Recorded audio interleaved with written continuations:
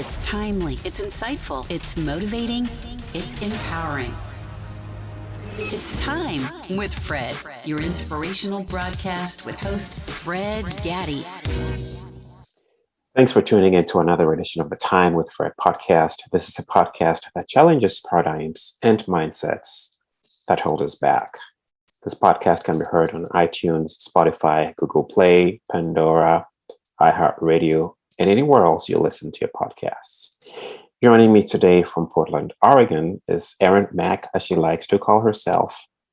Erin is a life coach, consultant, and she calls herself a joy slinger. A joyful life is made up of joyful moments, gracefully strung together. There's a quote by Brené Brown. Erin, welcome to the Time with Fred podcast. Thanks so much for having me. I'm super excited to be here. Pleasure is all mine, Erin. So, Erin, let me ask this way. Who is Erin Mack?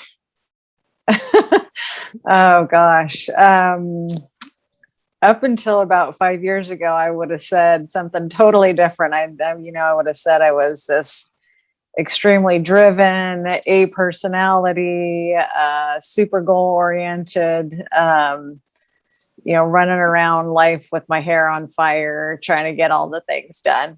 And now I would say I am in joy most exclusively. I am calm. I have peace of mind. My mind is clear and not racing and trying to figure things out. And I enjoy all the moments that I can remember to. And it's a different kind of life. It's a slower, more peaceful, and I have meaning and purpose because I get to teach people how to create that in their lives. How did that shift come about, Erin? Oh, geez. Well, there were three sort of defining moments. One was an anxiety disorder that had me holed up in my home for about a year. That was created. I created that out of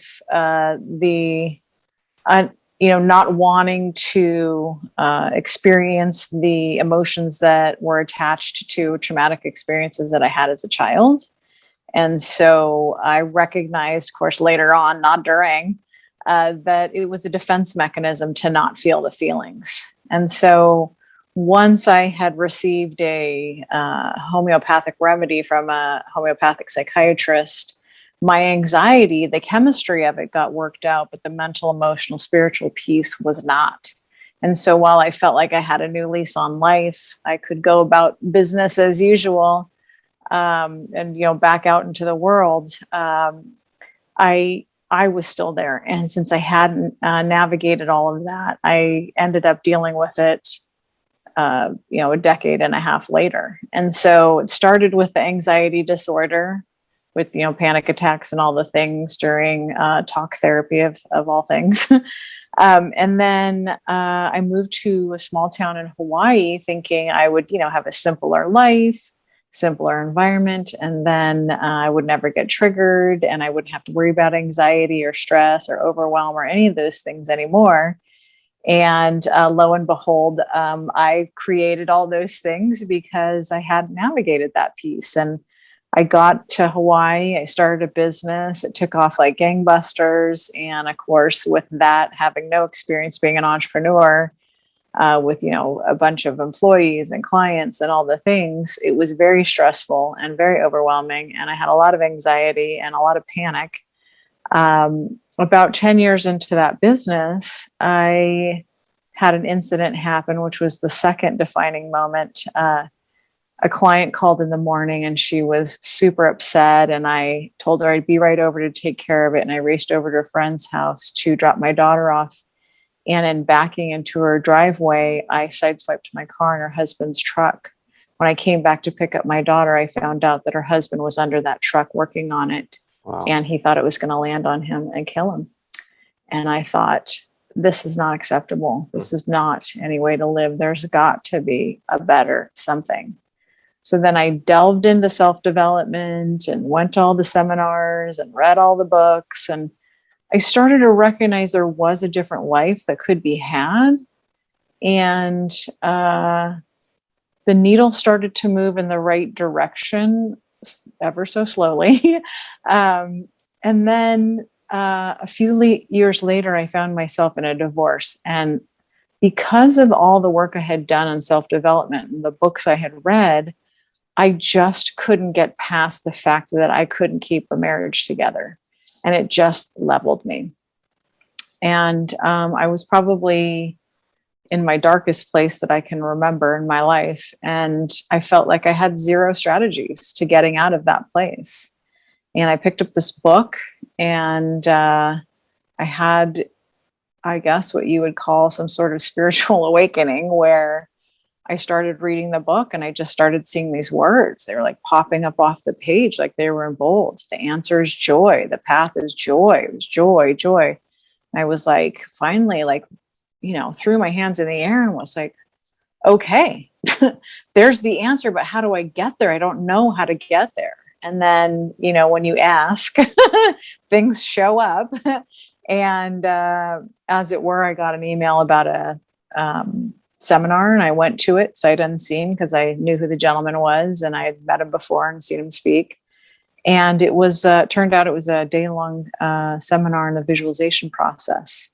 And I went home, and it was in that visualization process that I found my joy. And then through that process, I went and trained with him directly, started teaching his seminar. And by teaching, I recognized that my purpose was to help people find their joy, cultivate it daily, so that they could have that as their predominant experience. And that's what I've been doing for the last 4 years. Wow. That was loaded there, but let's try to unpack this a little, because I was making notes of some of the things you're saying. I think the first thing you said was about the emotion, right? And how many of us go through life and we try to suppress. And I've had many a guest come on the show, and even from personal experiences as well, Erin, of people who, let me say us, because we're all guilty of this, where we face life, but then we don't deal with a core issue, right? We don't want to deal with it, right? We don't want to, we keep that core, and we have this whole thing shrouded until several years later. In your case, about 10 years later, you had to deal face-to-face emotion. Why is it that it's so difficult dealing with emotions, right? Would prefer to kind of hide it somewhere. No, let's not talk about it. But then, it always comes back 9 times out of 10 to haunt us. Why is that so difficult? Why was it difficult for you in that case, or if there's a way to put it? Yeah, I think that that's a great question, because the reality is we're taught from a young age not to have our emotions, right? It's, little kid falls over, scrapes their knee. Don't cry, honey. It'll be okay. We stop emotions from there on. And then we never allow ourselves to have them. And we do all of these things not to have emotions. The obvious ones, of course, are drinking and drugs, and but there's, shopping and gambling and social media and helicopter parenting and, overbooking yourself like crazy, like not having any still moments, not ever like enjoying yourself because you're running around doing all the things that are supposed to make you feel good. And, so it's not our fault. We weren't taught that, to do that, to navigate those emotions at all. And because we haven't been taught to navigate them, and we don't have role models that were showing us these things, it becomes this big, dark secret thing that we just, and so then even thinking about it, people get so anxious about even trying to navigate or wanting to, like, they know there's healing that can happen there, and they're so scared and nervous about what that's going to unpack for them, that they often, the people that come to me, they're in crisis. Like, that's what it takes. It's like, I cannot do this anymore. I cannot have life like this anymore. They come to me in that state because that's what it takes for them to finally go, enough. And I'm here to say that you don't have to get that far. You don't have to have a crisis. Your life doesn't have to fall apart in order for you to seek out answers to heal. And let me just tell you, your mind will have you thinking that it's going to be some huge thing. But when I was at the pinnacle of my anxiety, the thing that blew my mind the most was when I saw over that wall that I had created of anxiety so that I wouldn't experience it, there was nothing on the other side. I thought there was going to be some, latent story that I had buried, or, some aha moment where I was like, oh my gosh, this makes sense that I've, done my life this way so long. There's nothing there. And the reason there's nothing there is because of that, what I've just said, which is that we've buried it for so long that we've made it something that it's not even that big. It's not even that big of a deal. If we just take a minute to sit in our emotions and navigate them just for a moment, allow them to be, that's where healing comes. Experience the emotion, allow yourself to have it. When clients come to me, I say, you're not allowed to stuff another emotion ever. I don't care if you're in the middle of a board meeting and you break out crying or whatever. It may be inappropriate, but the amassing of those emotions, the tamping down of those emotions is what causes things like disease. And enough is enough. We don't need any more cancer. We don't need any more of these diseases. We can navigate this mentally, emotionally, spiritually, and heal ourselves with our body too. They're all connected. That is such an important point, Erin, that's really worth dwelling on, because particularly for us men, right? We've been, like you rightly said, your little kid falls and scrapes their nail, boys don't cry, right? And if you show your emotion as a man, you're called all sorts of names and things like that. And so we tend to suppress it until it gets to a point where it manifests itself in all sorts of things, and sometimes too late to deal with, right? And I wonder if this is some type of pressure that society places on us that we swallow hook, line, and sinker. You also mentioned the frenzy, that you had in building your business, and you were successful in that. But in the midst of all that seemed to have been a vacuum, right? There was no joy until you attended the seminar or read this book and found that eureka moment. It leads me to the question to ask: what is the difference between happiness and joy? The difference between happiness and joy is happiness is based on external things. That's the car, the house, the degree, the, whatever the job title, all those things that are external, and they're short-lived. And I know all about that because that's what I thought was going to make me feel good. And so when I said I was type A and, all those goal-oriented, all those things, I'm not saying don't be, don't go after things that you like. Absolutely. I just want to let you know that the feeling when you cross the finish line is short-lived. There is no winning that game. There's never going to be enough money. There's never going to be enough things. You'll not win that game ever in terms of feeling good. But joy, on the other hand, that's internal. That's going inside. It's taking responsibility for all of your emotions and your thoughts and what you're creating in this life. We are so powerful that everything that's in our lives, we created through thought and action and emotion. If we can get a handle on the thought, action, and emotion, then we can become creators intentionally.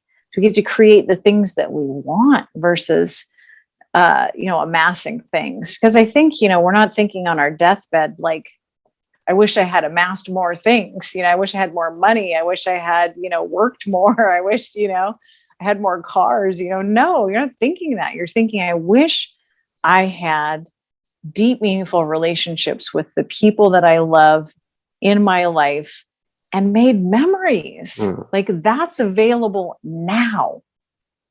And that requires you to go inside and be responsible for how you're experiencing this life.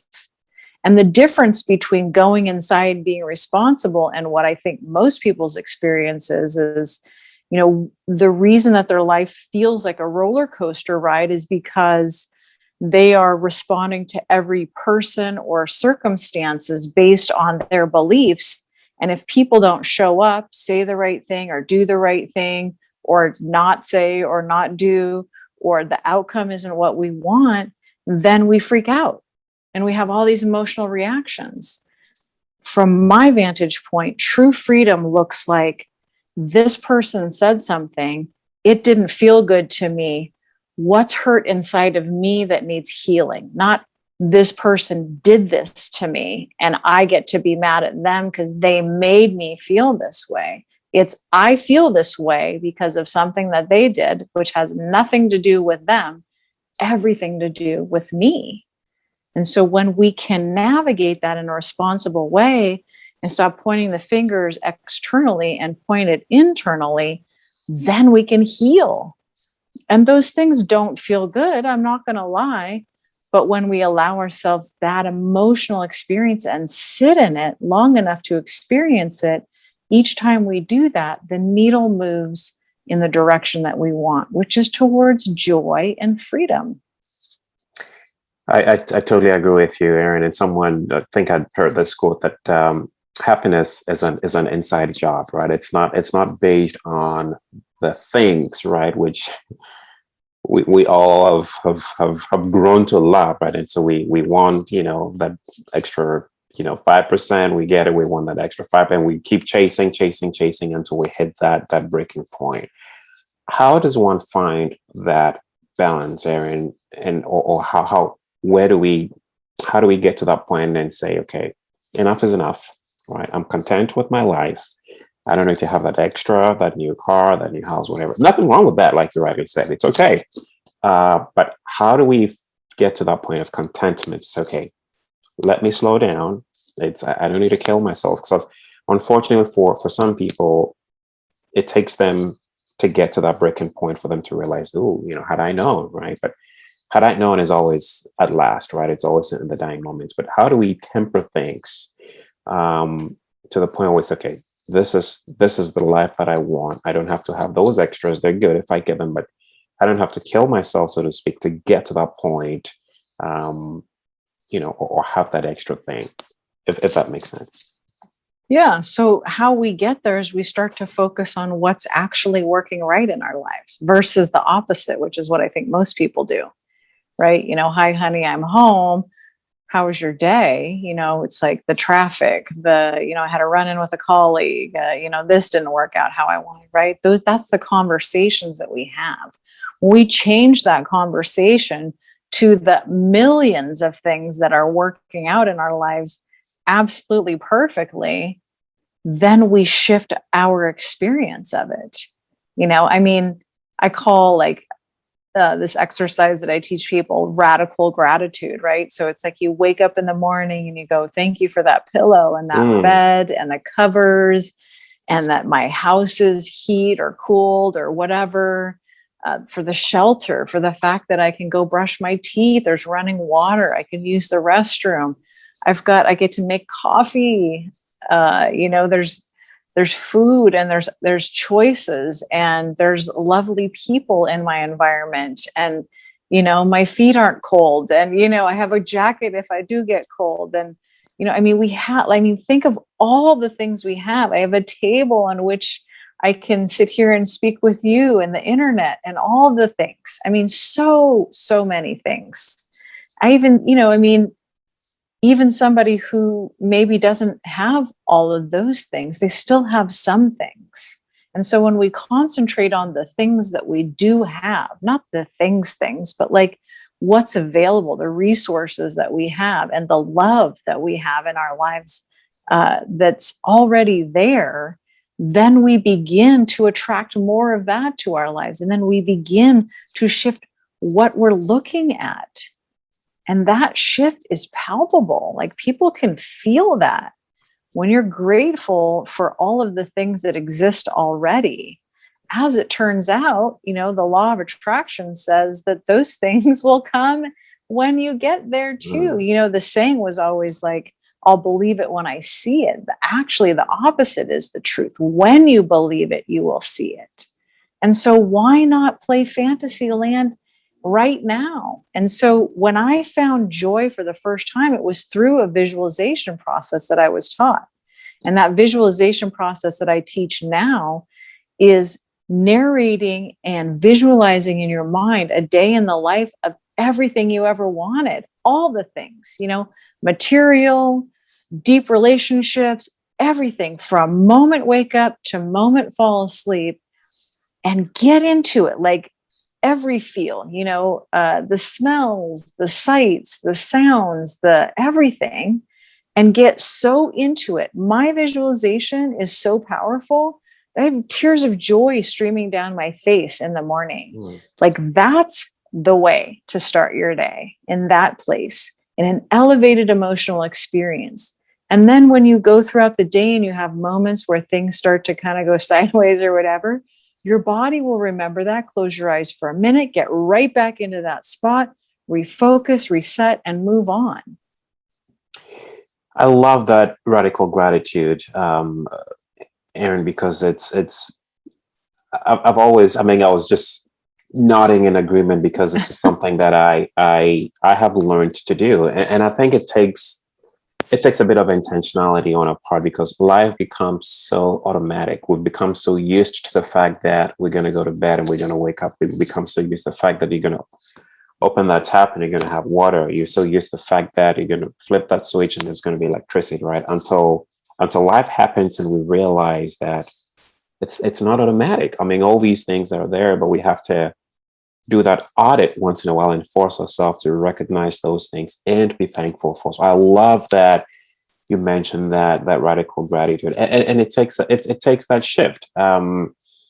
I wasn't born in America. I was born in a different country, so I tend to have a different appreciation of some of the liberties that we take for granted here. But I think that is such a powerful concept, right? That we have to force ourselves into. So how did you find that joy? I know you mentioned that you attended that seminar and read the book, or how did you know that there was something deeper missing in your life in spite of all the things that were going well for you? When you experience true joy, which encompasses things like peace of mind and meaning and purpose and, stillness, it's undeniable. Like until that visualization that I learned brought it out, I had no idea that I had never experienced it before. And I should have been clued in. There were definitely moments where there were signs that, I wasn't happy. But I think, like you were saying, we've got into habit and not doing that audit on your life and just thinking that like this is all there is, and I'm here to say that it is your birthright to be in joy. And that joy doesn't have to look like jumping up and down, hooray, all the time. But it should include, calm and peace of mind and meaning and purpose and stillness. And until that moment, I really didn't know what joy was. I had no idea. And now I experience it all the time. And it's easy to experience when you've got nature around, or, those are the things. When my clients feel like, they're low or whatever, I say, go take a walk in nature. I never leave nature and say, well, that was a waste of time. You leave and you go, oh my gosh, that felt lovely. And so how come we're choosing to do all these things in our life that don't bring that experience, and then not doing the ones that do bring that experience often? Yeah, absolutely. And nature, that's why people like to take walks in the park, or they go to water, and it calms them down. What role, Erin, do you think society plays in kind of masking, this true joy? Because this TV ads, right? There's commercials, and you got to have this, you got to have this now, and so it creates that chaos in our lives, and it kind of makes us go after all these things, right? And the influence is so strong, whether it's from peers or it's from the workplace, and the demands in the workplace. You got to hit these goals, and so we chase after. I call it the rat race, right? We wake up and we got to go until it gets to the point where we can't take it anymore. um, are these external factors, or do they have a role to play in this illusion that we all are after in life, do you think? It's such a huge illusion. Society would have you believe that, you know, you'll be happy as soon as you have, you know, the amount of kids, the relationship, it's not even just the relationship. It's like, you know, the status of, 10-year, 20-year relationship, all these things in order to feel good about yourself. And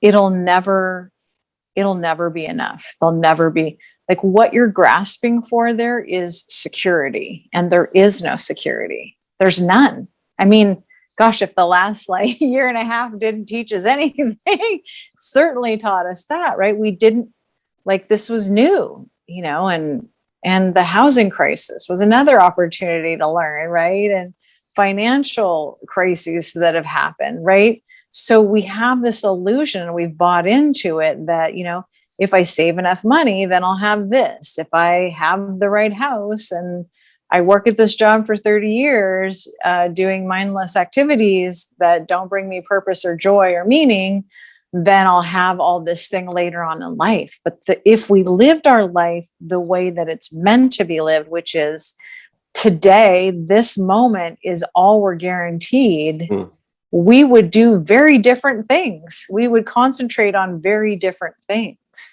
And because we've bought into this, and it's not our fault. I mean, it's everywhere, right? It's in advertising, magazines, everywhere.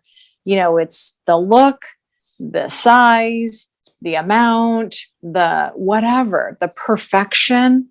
I mean, gosh, social media just exacerbates some of the issues in terms of, comparing yourself to other people, and what's right for them must be right for me, or I must be weird because I don't like what they like. And it's putting the spotlight on something. And so for that, I'm grateful. It's helping people see that, this idea of perfection is a bit ridiculous in terms of, achieving it. And secondly, that's not real. Like that, your friends, you see them on social media. They don't post the yucky stuff. They only post the good stuff, right? Because that's what we're taught to do. And the reality is, their life is a roller coaster just like yours is. And so then we compare ourselves to them, and we wonder, how come we don't have purpose and meaning? They don't have purpose and meaning either. They wouldn't be posting on social media these things if they did. And so, breaking through that illusion is challenging, because it's kind of like we're zombies all bought into the whole thing, And so some people have seen through the illusion and recognize that that's not a winning game. You'll never, your life will never be perfect enough. All the people in your life will never show up exactly how you want them to. The outcomes are never going to be exactly how you thought they should be or want them to be. And the reality is we want all the things that we want because of how we think we're going to feel when we have them. I'm asking you to feel that now, because that's possible. Forget about the things and just feel good. And if you knew that this was the only moment that was guaranteed, which it is, then that wouldn't be so hard. Yeah. But we're in that illusion too, that, I'm 51 on Monday. I have, maybe based on the, statistics, another 20, 30 years.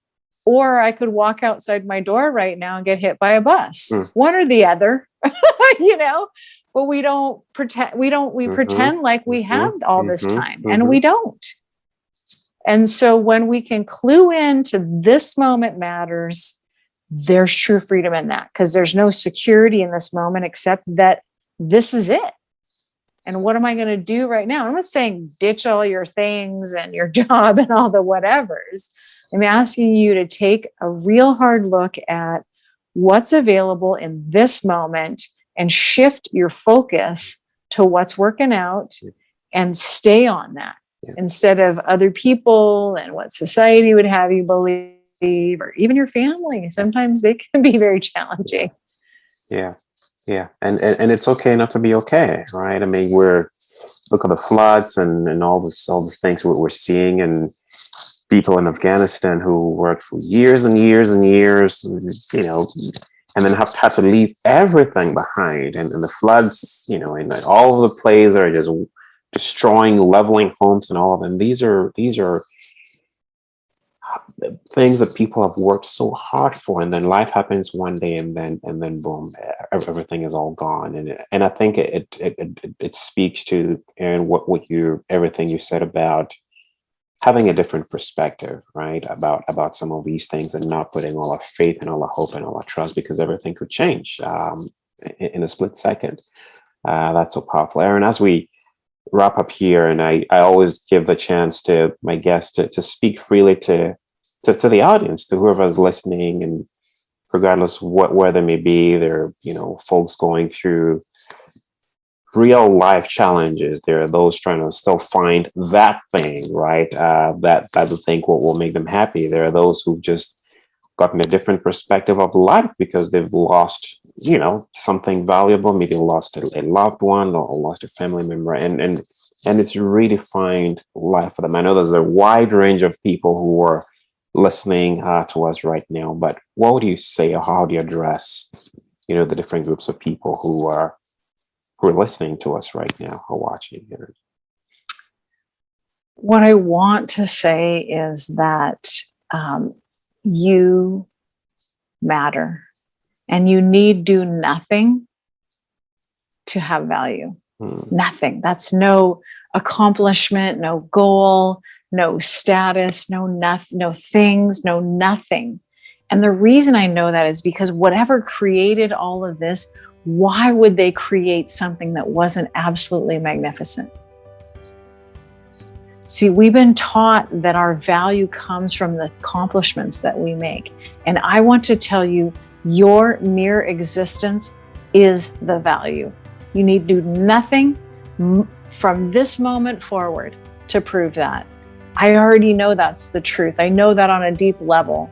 And I want you to hear that is your truth. I also want you to know that it is your birthright to be enjoying your life predominantly every day, all day, starting now. That is your birthright. And I hope that you continue to go towards the things that bring you joy until you discover a pattern of things that you can do that create that experience for you over and over and over again. And that's how it starts. You have one moment of stillness. You have one moment of peace of mind, no thought. And then you start to connect to them and build and build and build. And that's how you create joy. Wow. What a powerful discussion here. And thank you so much for coming on the podcast. And if there's one thing that has stuck with me, or that reinforces some of the lessons, is that radical gratitude, right? Being thankful for the day-to-day things, for the air that we breathe, for the ability to walk, to talk, to speak, all that stuff is making that intentional effort to do that audit and be thankful for those things. And I trust that you've gotten something significant out of this.